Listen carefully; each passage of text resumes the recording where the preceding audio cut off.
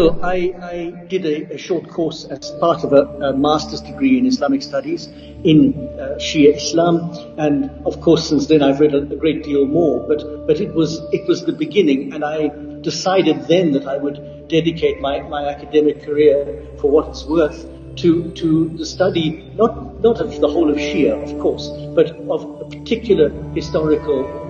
I was trained as an historian, and so therefore historical Shia Islam in its very beginnings around Karbala and around the characters who populate that story. We are inclined to romanticize warfare and battles and heroic deaths, but there's nothing beautiful about warfare or violence or heroic death. It's a traumatic thing for the people involved. And it kept coming back to me that people don't die such heroic deaths for nothing. And therefore you have a group of people, a small group who are completely outnumbered. All the odds are stacked against them, and yet they're willing to take a stand because they're willing to die for justice.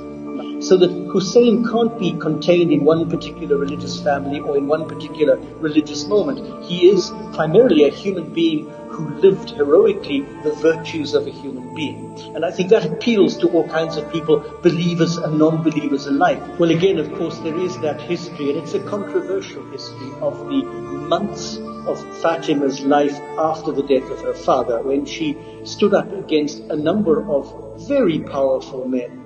And when she perceived an injustice, a major injustice, she was willing to even as in her frail state, to stand up against that injustice and possibly to be killed eventually by the effort.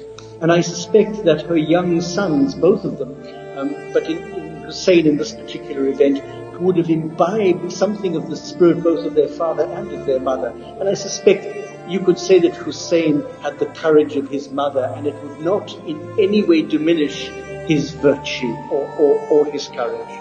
How do you imagine this situation to be? It's a very abstract situation, but I mean, how would you imagine this conversation, or what would the situation be like?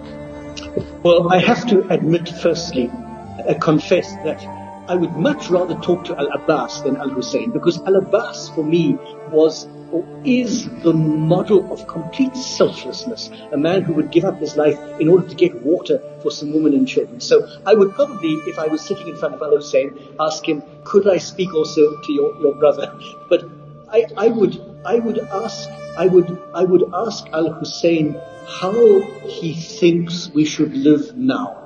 In other words, if he was able to advise us about what sort of stands should we be taking in the contemporary world, what are the most important issues facing us, would he think? Because there are plenty of issues, but we need to find the ones that actually count, the ones that are important. I would want about what are the most important issues compared to the secondary ones. And then I would ask to speak to Al-Abbas.